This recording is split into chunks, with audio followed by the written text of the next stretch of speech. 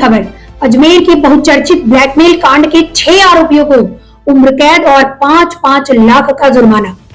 आरोपी नफीस चिश्ती, नसीम उर्फ टार्जन, इकबाल भाटी, सलीम चिश्ती, सोहेल गनी और सैयद जमीर हुसैन को कोर्ट ने दोषी करार दिया। आरोपियों ने 32 साल पहले किया 100 से अधिक कॉलेज छात्राओं से अश्लील फोटो के जरिए दुष्कर्म और ब्लैकमेल। इस ब्लैकमेल कांड के कारण 6 पीड़िताओं ने किया था सुसाइड। अजमेर से हीरालाल नील की रिपोर्ट, चाणक्य न्यूज़। गिर गया आपसे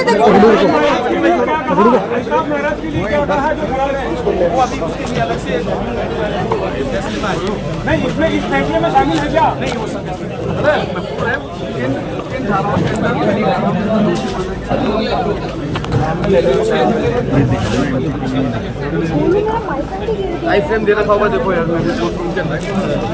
अभियुक्तगण जिनके विरुद्ध विचारण चल रहा था सभी को आजीवन कारावास से और प्रत्येक अभियुक्त पर 5 लाख रुपए अर्थदंड से दंडित किया है।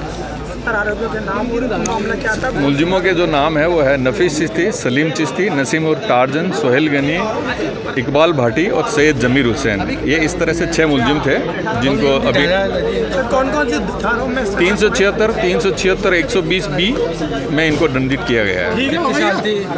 कितने पेज का वो आता? 208 पेज का फैसला है माननीय न्यायालय का। ठीक है।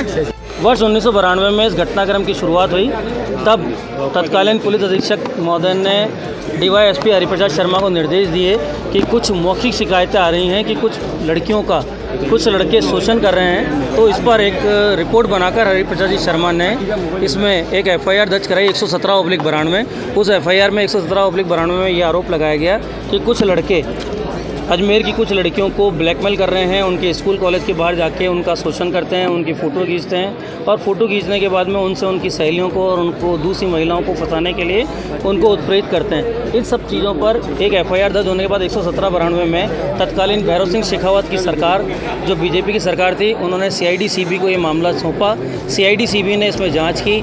जाँच के दौरान इसमें 8-9 आदमियों को आरोपी पाया गया, जिनमें अनवर चिश्ती और Naseem torsion, Kailash, Harish Putin, Farooq Chishti, शमशुर Maradona, पुरुषोत्तम वैसली, इन सब की गिरफ्तारी हुई। इन सब की गिरफ्तारी होने के बाद इनकी ट्रायल चली। ट्रायल चलने के दौरान पुरुषोत्तम उर्फ वैसली ने सुसाइड कर लिया, क्योंकि पुरुषोत्तम उर्फ वैसली पर आरोप था कि जो अजमेर कलर लैब में तत्कालीन फ़ोटो बनी थी, उस समय कंप्यूटराइज ज़माना नहीं था, तो वो उनके नेगेटिव तैयार करता था और डुप्लीकेट नेगेटिव भी तैयार किए। उन डुप्लीकेट नेगेटिव तैयार करने के दौरान उसने अपने मालिक हरीश तोलानी को नेगेटिव दिए, इसलिए हरीश तोलानी भी इसमें फ़ोटोज़ के लिए और उनके लिए मुलजिम रहा। बाद में इन सब लोगों को सज़ा हुई। पुरुषोत्तम वैसली ने सुसाइड किया अपनी वाइफ के साथ में, उसके लिए भी उन मुलजिमान पर दोबारा केस चला और बाद में उन सब मुलजिमान को कन्हैया लाल जी व्यास द्वारा आजीवन कारावास की सज़ा सुनाई गई। यहाँ से ये मैटर हाईकोर्ट गया, जिसमें 8 आदमी को सज़ा हुई थी। 4 को हाईकोर्ट ने एक्विटल किया, 4 को कन्विक्शन अपील रखा। उन बाकी 4 आदमियों को सुप्रीम कोर्ट ने 10 साल की सज़ा भुगती पे माना गया और उसी परिणाम स्वरूप 376, 120B का इसमें एक जजमेंट रखा, जिसमें जजमेंट में 376, 120B और 376 इन अलग अलग धाराओं में आजीवन कारावास की सज़ा का प्रावधान था। लेकिन सुप्रीम कोर्ट ने पाया कि 10 साल तक की सज़ा पर्याप्त है। माननीय न्यायालय ने भी आज जब हमने बहस की थी तो हमने कहा था कि साहब इसमें 10 साल तक की सज़ा हुई है। उन्होंने कहा वो सुप्रीम कोर्ट तक का फैसला था, इसलिए आपको ट्रायल कोर्ट में तो आजीवन कारावास की सज़ा देंगे। इसमें इन सभी मुलजिमान को आजीवन कारावास की सज़ा दी गई, जिनके नसीम टार्जन, इकबाल भाटी, नफीस चिश्ती, सलीम और जमीर हुसैन और सोहेल गनी थे। और मैं इनमें से नफीस चिश्ती, सोहेल गनी, सलीम, इकबाल भाटी, नसीम टार्जन के लिए अजय कुमार वर्मा, अजय प्रताप लॉ की तरफ से 3 धाराओं में दोषी पाया गया और क्या धाराएं? नसीम टार्जन को 376, 120B, सेपरेट धारा 37 में भी दोषी पाया गया है और बाकी सब लोगों को 376, 120B, 120B सेपरेट और 376 IPC सेपरेट में आजीवन कारावास के लिए दोषी किया गया है। अगर ओवरऑल माने तो कितने आरोपी थे? इसमें टोटल 10-15 आरोपी थे। पहले 8-9 की ट्रायल हो चुकी, 6 की ट्रायल अब हो गई। एक अलमास महाराज इसमें फरार चल रहा है, जिसके खिलाफ 299 में चार्जशीट पेश है। तो अब रेस्ट ऑफ दी मैटर यही फैसला होना है।